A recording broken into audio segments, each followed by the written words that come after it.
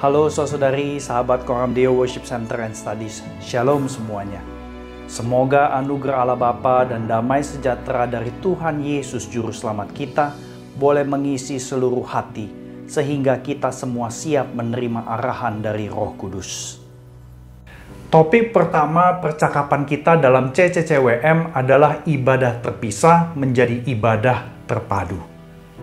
Sudah puluhan tahun mayoritas gereja di Indonesia mewujudkan kehidupan berjemaat melalui beragam komisi menurut jenjang usia. Saya menduga pelayanan kategorial yang paling awal adalah sekolah minggu. Saya percaya mayoritas kita mendengar bahwa sekolah di hari Minggu itu dirintis oleh Robert Rakers di kota Gloucester, Inggris. Beliau prihatin dengan kehidupan tata krama anak-anak di kota tersebut pada akhir abad 18. Karena sekolah di hari Minggu kemudian berhasil menjangkau 25% populasi Inggris pada waktu itu, akhirnya sekolah minggu diadopsi oleh gereja.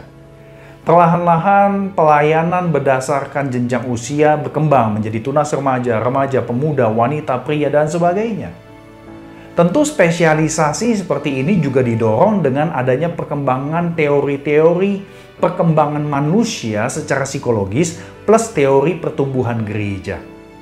Sorotan untuk melayani remaja dan pemuda terus terjadi dengan kuat bahkan sampai hari ini. Kita mendengar banyak dorongan dari Badan Riset Kristen yang terus mengajak gereja untuk menuangkan sumber daya untuk pelayanan generasi muda.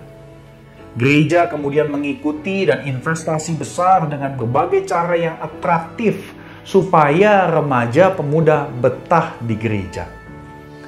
Tentu kita tahu begitu remaja kuliah, bekerja, sedikit yang mau bersekutu di komisi pemuda, bahkan banyak yang meninggalkan gereja. Sebab mereka tidak merasa memiliki gereja lokal dan tidak punya teman di luar lingkungan kelompoknya yang sebaya. Penekanan untuk melayani generasi muda secara khusus juga makin dipicu dengan realita banyaknya muda-mudi yang meninggalkan gereja di masa kini. Yang menarik adalah pendekatan yang digunakan tidak terlalu berubah banyak, yaitu kategorial. Nah, apakah kita bisa pakai pendekatan yang sama sementara konteks zaman sudah berubah? Konteks utama di depan mata kita, pandemi. Krisis panjang ini perlu menyadarkan kita bahwa gereja ada untuk memperlengkapi semua generasi.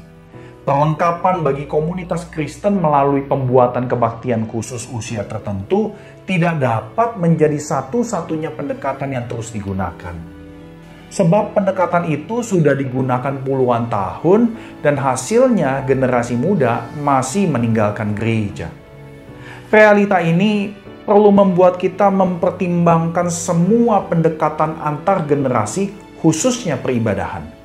Di samping itu, kita sadar kedewasaan seorang pribadi tidak bisa terjadi jika terus bersekutu dengan kelompok yang seusia.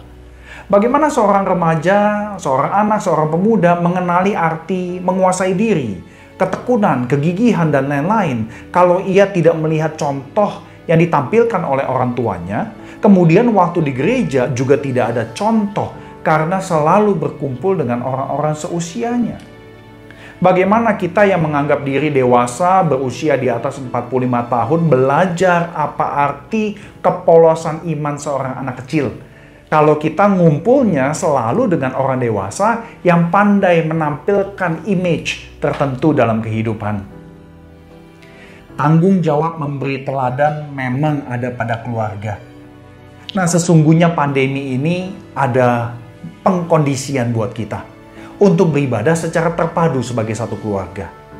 Oleh karena itu, kita perlu terus saling memotivasi saudari kita untuk berjumpa dengan Allah sebagai satu keluarga dan tidak lagi terpisah berdasarkan usia. Di samping itu, bukankah gereja adalah keluarga Allah? Sesungguhnya kebaktian berdasarkan jenjang usia sudah mengisolasi jemaat lapisan tertentu untuk minim relasi dengan jemaat yang lain. Artinya, perhatian kepada satu generasi dalam kehidupan gereja justru memperbesar gap relasi dalam tubuh Kristus. Tembok yang sudah diruntuhkan oleh Tuhan Yesus di atas kayu salib seolah-olah kita bangun dan tinggikan lagi. Saudara-saudari, ibadah terpadu sebagai satu keluarga adalah norma yang perlu kita perjuangkan bersama. Pandemi ini adalah kesempatan dari Allah untuk membenahi kerohanian dan relasi keluarga kita. Pembenahan itu perlu dimulai dari aspek penyembahan. Tanpa ibadah terpadu antar generasi, gereja akan terus mengalami pengkotak-kotakan. Gap generasi akan makin besar. Prasangka antar generasi juga tidak akan pernah selesai. Hakikat dan arti menjadi gereja sebagai keluarga Allah di tengah dunia mengalami distorsi. Mari kita berubah dari ibadah yang terpisah menjadi ibadah terpadu sebagai satu keluarga. Sebab itulah kesaksian kita. Semoga apa yang dibagikan ini dapat menjadi pemantik percakapan kita.